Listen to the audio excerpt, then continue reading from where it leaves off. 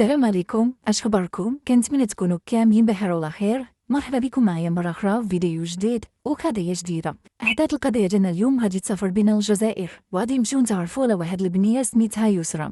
يسرى تولدات بين وأب اللي ما كانوش مفاهمين، فمنين كان في العمر ديالها يلاه شهر ونص غادي يمشيو يحطوها في الخيرية. غادي تبقى تما واحد المدة حتى غادي يجيو واحد جوج الناس، بوتلجي والزوجة ديالو. بوتلجي ومراتو كانوا كيولدوا، كان عندهم 3 ديال الولاد، ولكن ربي ما رزقهمش ببنيه. فالام كانت باغا بنيه، داكشي علاش غادي يقولوا بلي غادي يمشيو يتبناو. مشاو للخيريه وشافوا بزاف ديال البنيات، وغادي حتى هادي هما لا يسرى، وكيقولوا بلي المره الاولى اللي شافوها قالوا بلي هذه هي بنتنا. فغادي يهزوها وغادي يتبناوها وهي في عمرها يلا 3 شهور. يسرى غادي تكبر معاهم، كانوا كيحماقوا عليها، كانوا كيتعاملوا معها بحال بنتهم. ما غاديش نقول اكثر من بنتهم، لان حتى داك التعامل الزايد اللي كيخلي الولد يحس بلي راني كنتعامل معاك واحد التعامل سبيسيال وبلي انت ماشي بحال ولادي ما كانش، لان هي كانت فعلا وحقيقه بنتهم. داكشي اللي كيديروا لولادهم كيديروا ليها حتى هي. ماماها كانت كتحماق عليها، كانت دائما كتخرج معها تدخل معها، كانت المؤنسه ديالها، واصلا هذه هي الغايه ديالها في التبني ديال البنيه، لان قالت بلي الوليدات كيكونوا شويه مشطونين، كيعزز عليهم الخروج، عزيز عليهم الزنقه، فكانت برها بنيه اللي تكون الونيسه ديالها. كانوا دائما مع بعضياتهم كيشكيو الهموم ديال بعضياتهم. يسرى كرات كانت بنيه زوينه بزاف، كان اللي كيشوفها كيبغيها، بنيه اللي الهضره ديالها زوينه، الجلسه معها زوينه، كان عزيز عليها الضحك، وكانت عزيز عليها الدار تكون عامره والعائله والصحاب والصحابات.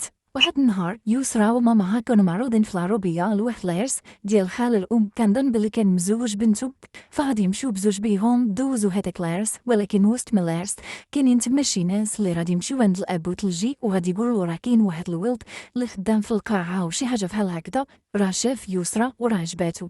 فبوتلجي غادي يقولهم بلي انا ما نقدر نقول لكم حتى شي حاجه حتى نتشاور معاها. داكشي اللي كان غادي يمشي ويتشاور معاها، ويسرى غادي تهنى عينيها وغادي تقول لي بريتي هو اللي غادي يكون. ويسرى في هذاك الوقت كانت تقريبا يلاه مازال في العمر ديالها 19 عام ونص. العائله غادي يهضروا مع بعضياتهم وغادي يتفقوا على اساس من دابا اسبوع العريس هو ومو غادي يمشي عندهم للدار ويهضر معاهم. هاد العريس سميتو عزيز، كان كبر منها تقريبا ب 25 عام. كيقولوا لانه ميسور، الاسره ديالو الله يعمرها دار الناس اللي متدينين، يعني انسان اللي عنده الحياه. الام ديالو كتهضر غير بالقران. كيقولوا لانه كان بوليسي سابق، ولان في هذاك الحي كلشي كيحترمو، ولكن هو ما عجباتوش هذيك الخدمه، فغادي يخليها وغادي يمشي يدير عمل اخر. كان خدام بحال شي تريتور ولا دوك اللي كيكونوا كيصوبوا القاعات، شي حاجه بحال هكذا. فصافي غادي يتكلموا مع العائله كان عجبهم الولد، ولكن واخا هكاك بوتلجي غادي يمشي للمنطقه فين هما ساكنين وغادي يسول لا على عزيز ولا على العائله ديالو، وكلشي كيقول بلي الله يعمرها دار بوليسي وكاين الهبه ديالو. وخاصكم تعرفوا بلي عزيز مازال كيدور بهذيك لاكارت ديال البوليس، جبدها حتى البوتلجي وكيقولوها انا كنت في البوليس. مهم ناس كيقولوا مزيانين الله يعمرها دار، داخلين سوق راسهم، ولد رزال ظريف، حطيتي بنتك وعرفتي فين حطيتيها. والعائله ديال عزيز كانوا كيزربوا كيقولوا صافي خاصهم يديروا لاك تمشي عند راجلها، ما كاينلاش كونطوبلين هادشي بحكم ان الهما مفاهمين العائله مفاهمين، صافي يتزوجوا. وفعلا في ظرف شهرين غادي يتم الزواج بيناتهم. ويسرى غادي تمشي تعيش مع راجلها، كانت عايشه في دارها بوحديتها ولكن ما كانش بعيده على الدار ديال عائله راجلها، فتقريبا كانوا كيتشوفوا كل نهار. ولكن والديها كانت شويه بعيده ليهم، هي في نفس المدينه انما خاصها طاكسي ولا طوموبيل باش توصل للدار ديال والديها، واصلا ما كانش كتشوفهم بزاف لان كانوا كيبغيو يخليو هذاك التفاخر والاحترام بيناتهم. يسرى بعد مرات منين كانت كتمشي عند ماماها كتقولها وهذاك الزواج انا اللي كنت كنشوف واللي كنت كنسمع في الافلام، ماشي واحد الشيء اللي ركيت، كاين شويه ديال الصعوبات، كاين شويه ديال البرود، ماشي داكشي اللي كنت كنتفرج في الافلام. فماماها دائما كانت كتقولها صبري وراه هادشي ما كاينش، وراه الحياه الزوجيه بعيده كل البعد على الحياه ديال الافلام، بما انه ظريف ود الناس غير صبري. يسرى كانت بحال عندها شي حاجه مخبيها وما باغاش تقولها، لان كان فيها واحد الحزن اللي كلشي كيلاحظوا. كيفاش عروسه يلاه مشات لدارها ما كتلبس حويجاتها جداد لان والديها كانوا شراو ليها كلشي. تما كتعرفوا العروسه منين يلاه كتمشي لعنا ولا حتى في الجزائر راهم كيلبسوا راهم كيشريو كلشي من الراس حتى للرجلين كلشي جديد. فيسرى ما كانش كتلبس داكشي، وماما هاني كانت كتسولها كتقولها غير ما انت كانا وصافي. فكانوا حاسين باللي هاد البنت عندها شي حاجه. وحب يدوز المده ديال شهر وهي في الدار ديال راجلها، ما كانش كتمشي وتجي بزاف عند والديها، حتى لواحد النهار غادي تجي عندهم والبنت كلها زرقاء، عطيها قتله ديال لاصا.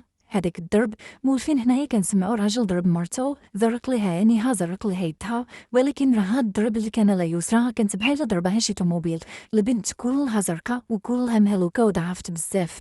فغادي تمشي عندهم للدار وغادي تفرقع عليهم وتقول بلي هداك راه وحش وماشي بنادم، كيتكرفس عليها كيطلب منها شي طلبات خايبين يعني كراجل ومرا. كل مرة كيبقى كيضربها كيهينها كيقول ليها هضر خايبه حتى كيجواها، محيد ليها التليفون، منع عليها العائله ديالها. وغادي تقول هون بلي راه كيقول ليا بلي نتوما ما باغينش وما رادينش تجيو عندي تشوفوني. تخيلوا بعض المرات الوالدين ديال يسرى كانوا كيعيطوا وكيقولوا احنا جايين نشوفوكم، فكان كيتعرض لهم في الباب وكيقول لهم بلي راه يلاه جات امي ودات يسرى غير سمحوا لينا، وهي في نفس الوقت كيعلمها وكيقولها راه والديك جايين. فمنين كيصدر الوالدين كيطلع عندها ويقولها راه جاو حتى الباب ديال الدار ما بغاوش يطلعوا عندك لان صافي ما بقاوش باريينك ما كيحملوكش التصرفات ديالك ما كتعجبهمش. فهي مسكينه كان كيدخلها الشك كتقول علاش زعما واش تبناوني غير باش يربيوني ويكريوني وصافي منين يزوجوني زعما سالاو الخدمه ديالهم. فهادشي كان كيألمها ولكن في نفس الوقت ما كانش كتواجه لان اصلا يسرى من الطبع ديالها ما كانش كتواجه. الاب ديالها كيقول بلي إلا شي حب مرة كلقها ولا لا هضبات كتمشي بحال لبيتها وتجلس تا كتبرد وتخرج، ما عمرها ما تريكلامي وما عمرها ما تقول شي حاجه خايبه. المهم الاب لقى بنته بهذيك الوضعيه وخصوصا عاودت لولدك التعذيب اللي كانت كدوز منه باللي مو كانت كتشوف هادشي وكتقول لها غير صبري راه حنايا كنا دزنا هكا. غادي يهز بنته ويديها للسبيطار يدير ليها شهاده طبيه وكان باغي يمشي يدفع هذيك الشهاده الطبيه ويشكي بعزيز، ولكن نتوما عارفين العائله غيتدخلوا. جاو الوالدين ديالو كتحوا على رجليه وكيقول له غادي تخرج على الولد وراه باقي صغير وراه عادي هادشي وراه حنايا كنا عندنا المشاكل. الاب ما كانش باغي بوتلجي كيقولها ما ترجعيلوش، ولكن بقوه من الناس كانوا كيهضروا خصوصا هذه اول مره كتجي لدارهم صافي قالت بلي غادي تعشم وغادي ترجع مره اخرى للدار ديال راجلها. يسرى من بعد ما رجعت حتى شي حاجه ما تبدلات لانه مازال المشاكل. هنايا هاد المره بوتلجي غادي يمشي عاوتاني يسول على العائله، ولكن هاد المره غادي يسمع هضره اخرى. من بعد تقريبا واحد شهرين على الزواج كيقولوا هاد العائله الله يخليها صلاح، وهذا راه ماشي هو اللي خرج من البوليس ولكن راه جراو عليه لان لقاو داير شي كارثه وباللي كلشي كيخاف منه لان مازال كيهز لاكارت على اساس راه بوليسي.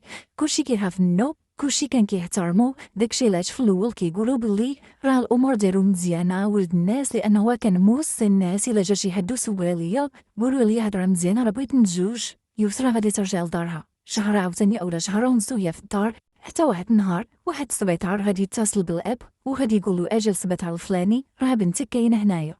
شنو اللي وقع؟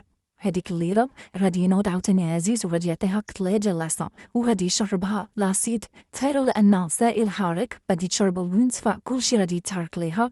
البنت فقدت الوعي ما بقات لا كتسمع ولا كتشوف ولا كتهضر.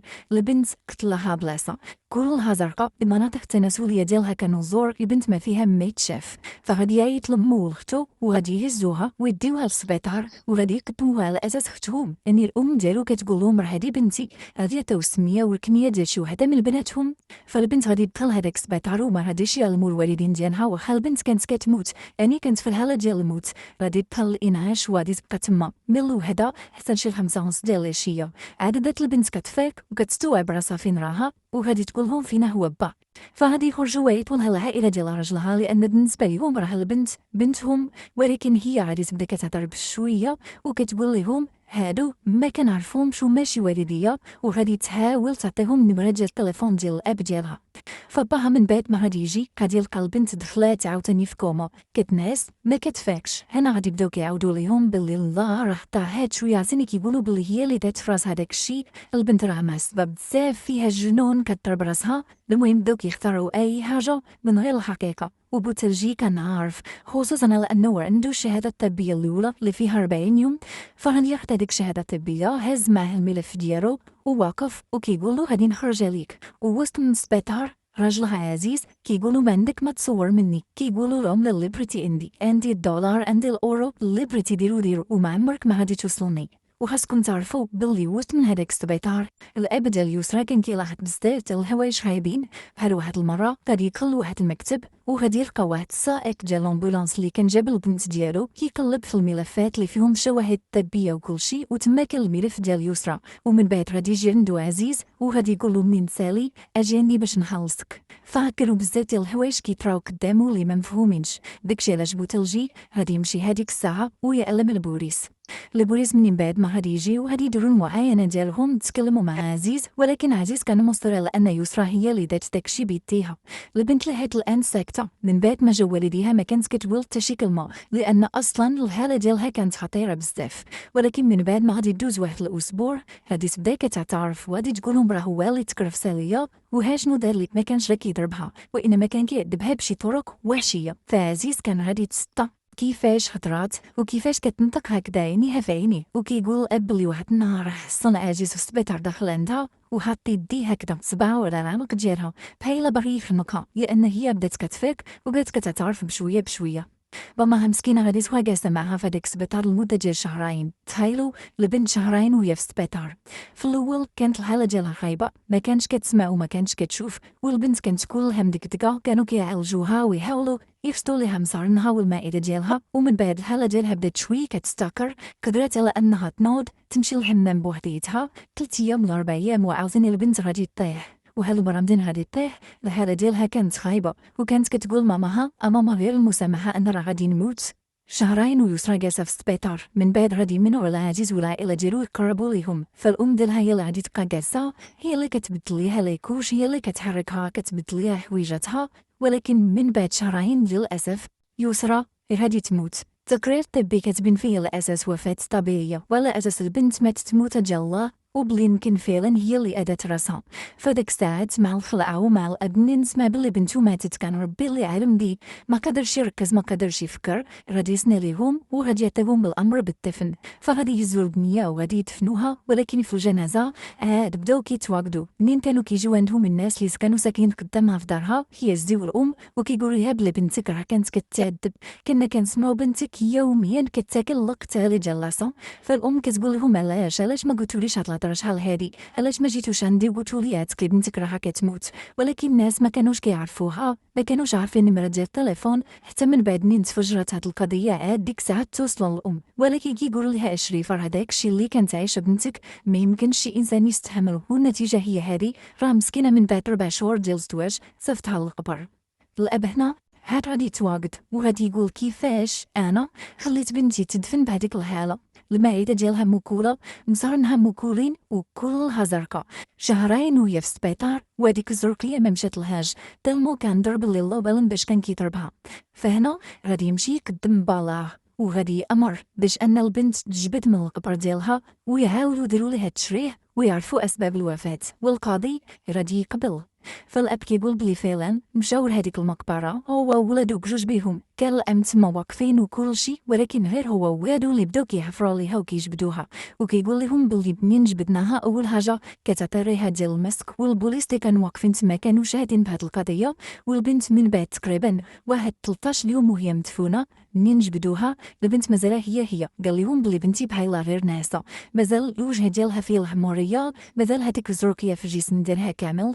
فغادي يجبدوها وغادي يديوها للتشريح. وهنا غادي يخرج على اساس فعلا البنت كانت كتعنف، ومستحيل هادوك الضربات كاملين تكون ضربات هي راسها، وانما شي هاد هو اللي تكرف ساليها. عزيز كان كيدير اي حاجه باش يقول بلي الله ماشي انا وعطاوني البنت حمقى وراه هي اللي كانت كتصبح هكذا كلها زرقاء. ولكن غادي يلاقيو بزاف ديال المعلومات، منها الشهاده الطبيه الاولى، منها هذيك لاسيد اللي شربات ما يمكنش هي تكون شربات لاسيد بوحديتها، واخا هو كيقول لهم هي اللي شربتها، منها الكذوب ديالو، منها التهديدات وكل شيء. المحامين ديالو يوم يديروا في المحاولة تاع يوم يعطيو في الفلوس، وكيقول لهم هكذا في المحكمة قدام راجل قدام الاب ديال يسرا، كيقول لي ما عندك ما تصور مني انا ندير فلوس. ولكن واخا هكاك بفلوسو وباش ما بغى القاضي راه يقتنع بانه هو سبب في وفاة ديال يسرا بالتعذيب وطاها لاسيد، وغادي يتحكم بالسجن المؤبد. غادي يطلب الاستئناف، والاستئناف غادي يأيد الحكم الاولي وغادي يبقى محكوم بالمؤبد.